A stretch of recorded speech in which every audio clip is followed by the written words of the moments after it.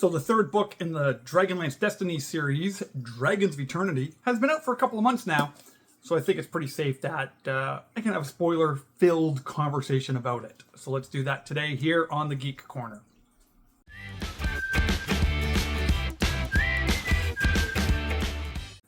Hey there everybody, it's RevKev. Welcome back to the channel. If you have not done so already, could you do me a huge favor and just hit that subscribe button? I'm at over 2,500 subscribers. Really means the world to me.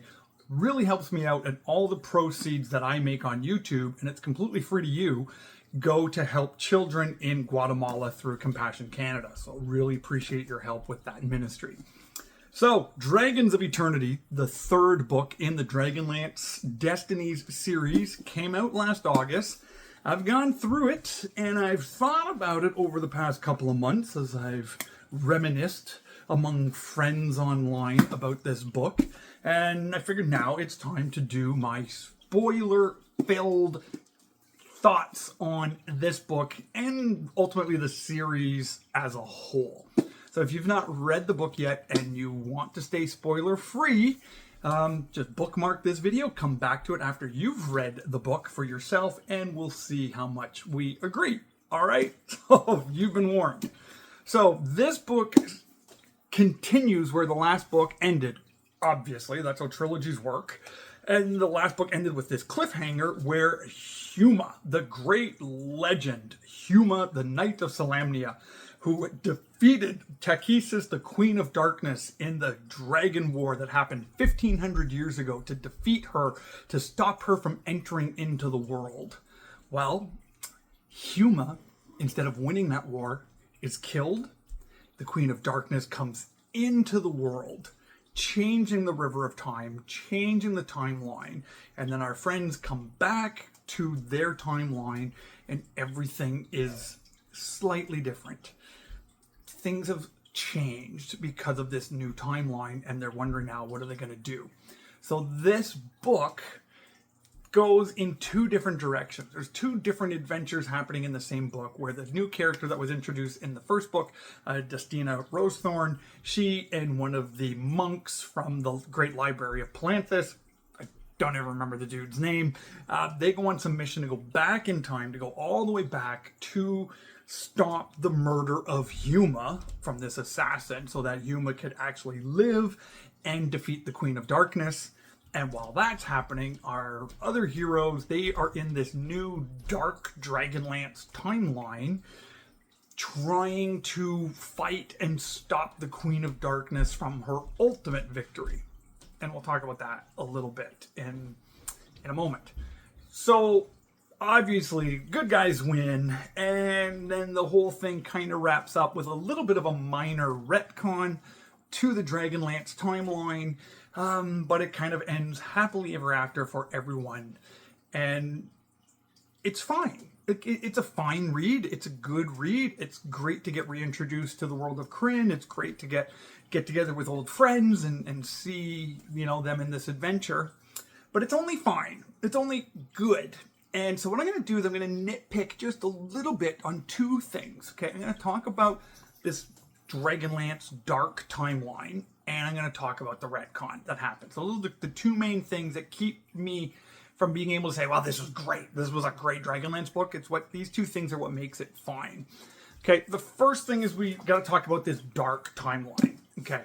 The Queen of Darkness, right? The ultimate evil god in the Dragonlance series gets into the world of Kryn. She comes into the world. She manifests her presence into the world.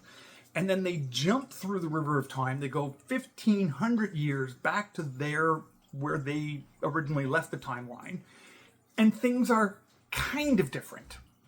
Not like a major different. They're just kind of different. Like Caramon and Raceland Majer, they're secretly spies. They're in the Dragon Army, so they're wearing Dragon Army armor. And Raceland is a black-robed mage instead of a red-robed mage. But they're spies for this rebellion that's happening. There's still, the High Theocrat is still there. They're still how Dragonlance Chronicles started. There are no gods except for Takesis. The Draconians are there, the Goblins are there, everything is nearly identical with just some minor changes. And I gotta be honest, for me that was actually quite disappointing. Because what that did was it really lowered the stakes of having to go back in time to save Huma.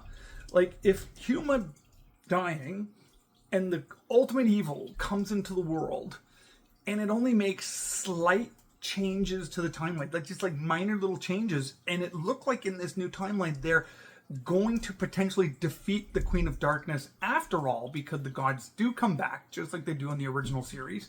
They find Dragonlances just like they do in the original series, and there's a strong possibility that they're going to pull this off and they could actually win the War of the Lance still. So there's no risk, there's no meat in the game, there's no challenge here, and the world just wasn't different enough for such a major event to take place. So let me quote something for you, and this actually came to me when I read this. I actually remembered a book that I read like 24 years ago. Okay, and the reason why I'm kind of late on this video is I had to dig this book out. I had to find it. It actually was on a shelf in my office, been there forever. So this is a book called Eli, written by Bill Myers. This is a Christian fiction book, came out in the year 2000. And what this book is about is you have this reporter who's in a car accident, and when he wakes up from his accident, he's in an alternate reality. So the multiverse is real, and when he gets hit by this car, his consciousness is knocked into the, this alternate timeline. And as he's waking up and going in and out of a coma from our world, he jumps back and forth to this other world. And in this other world, it's exactly like ours, except for one difference. That Jesus wasn't born 2,000 years ago. Jesus was born from a hippie couple in California in the 1970s. And so he begins his ministry in the early 2000s, right? And that's the only difference in the world, between the two worlds, right? And this is what the author says in his preface here. He talks about this timeline that he creates in order to tell this story, right? And he says this, and I love it. He says, and since I'm in a confessing mood, there's another shortcoming you need to be aware of as you read this novel. Kind of interesting when an author says there's a shortcoming in his own book, right? It says, to accurately portray a world in which Christ has not yet come would be to create a society so dark and ugly that it's doubtful any of us would recognize it, let alone relate to it. To do so would have again defeated my purposes. So I didn't. Right? So he didn't create this world that was so dark. Because if Jesus, the light of the world, never was born 2,000 years ago, regardless if you believe in the divinity of Jesus or not, human history shows the radical shift that the Christian movement has brought. And I know today people want to say the Christian movement is this horrible thing, but it created orphanages and hospitals and care and changed the structure of leadership and government and so many good positive things that it really changed society. And if that never would have happened 2,000 years ago, the track of human history we were on would have continued. Today's world would be dark, dark, dark, and very, very, very evil place. So he acknowledges that because in order to tell his story of a Messiah coming today, or 24 years ago, well, he wasn't speaking against Jewish Pharisees. He was kind of speaking against American prosperity televangelists, megachurch, church leaders who were building up their own kingdom on the backs of people, right? And so he was using the commonality of our world to tell a story, to draw us into it. So I think that's, without telling us that, I think that's what happens here. They want the world to be familiar enough that fans of Dragonlance can connect to it. It's like, oh wow, okay, like this is familiar, but not. But for me, it fell flat, exactly like with the warning of this other book, because 1,500 years of the Queen of Darkness ruling everything, the world would be horrible and horrible and horrible. And when even the characters that we know and love have even been born, right? So that for me is why the stakes just weren't very high. If they would have created this dark timeline, then I would have been a lot more invested. So a little disappointed about that. And then the other thing I was a little disappointed about, and this goes back to a video I did right from the very first book, is right from the beginning, this book series, for me, felt like they were retconning Dragonlance. It felt like like they're doing it, like with all the stuff that Wizards of the Coast have been doing with Dungeons and Dragons, and just changing everything and changing lore of some of their established IPs. Like it was like, oh my goodness, I can't believe this is going to happen. They're going to retcon, revamp, start over Dragonlance. And so I kind of had a deep fear of that happening. And the reason why I was happy with the ending of this book and was satisfied with it is it didn't fully do that.